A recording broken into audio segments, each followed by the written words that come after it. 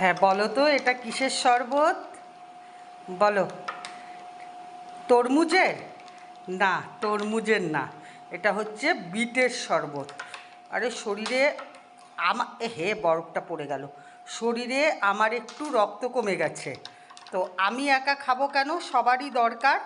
তাই এই গরমে দেখো এটা বানিয়ে নিলাম। এটা তরমুজের শরবত না, এটা হচ্ছে বিটের শরবত।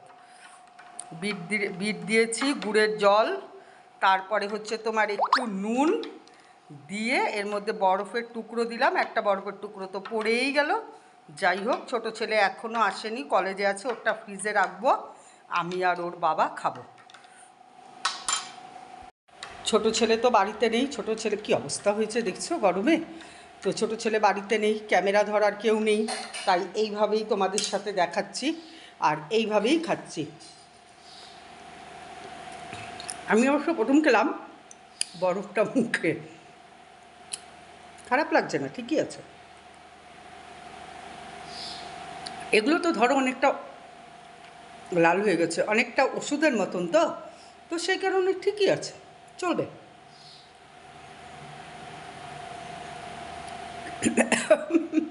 লাল হয়ে গেছে।